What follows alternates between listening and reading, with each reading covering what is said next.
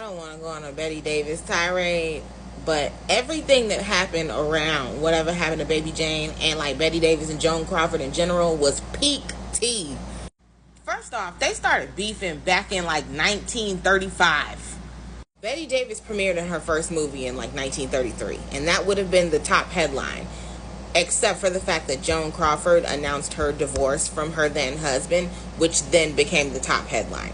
So Betty Davis, from then on, literally was like, I don't like that hoe.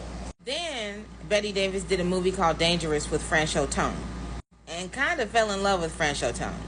And then Joan Crawford married Joan. So there was that.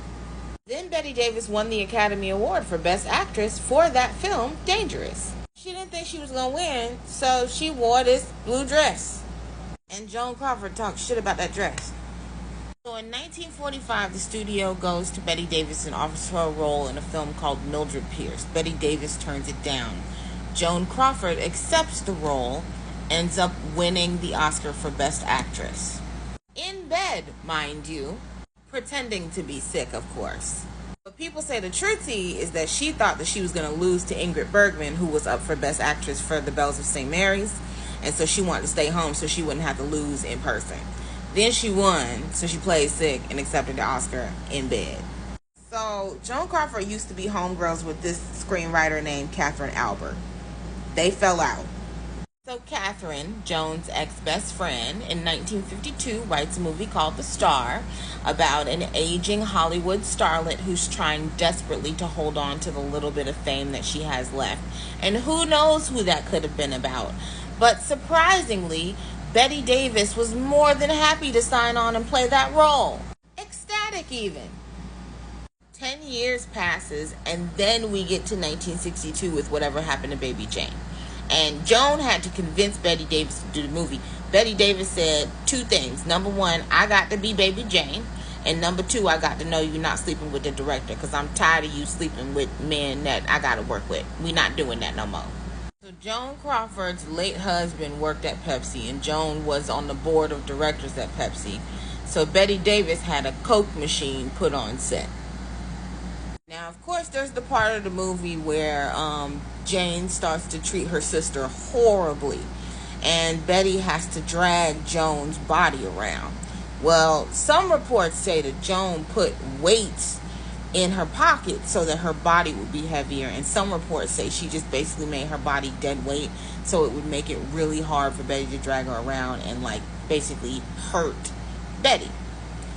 On the other hand, Joan, for the scenes where they had to get a little violent, Joan said she wanted a body double, which was correct, because the one scene that they couldn't use a body double, Betty hit her to the point where she pretty much needed stitches, like beat Joan's ass.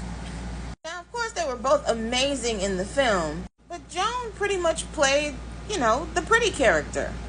But while they both had to act, Betty had to act, you know what I'm saying?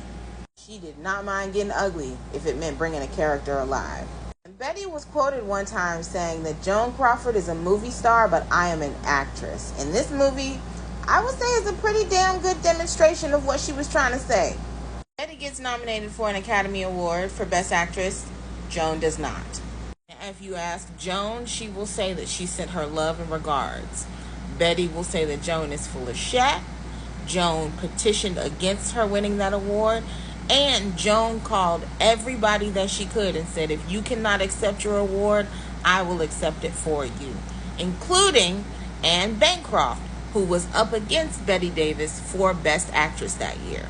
So unfortunately, when Betty loses the award to Anne Bancroft, Joan somehow finds a way to have her moment on the stage, even though she wasn't even nominated.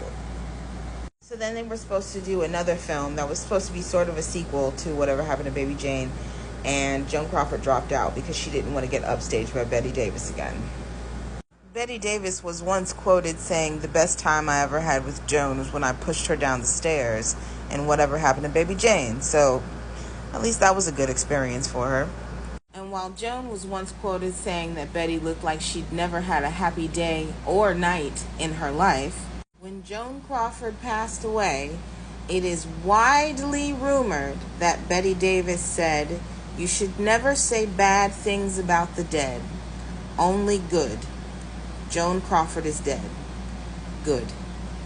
And honestly, I want that on my tombstone. Except for with my name in it, of course, not Joan Crawford.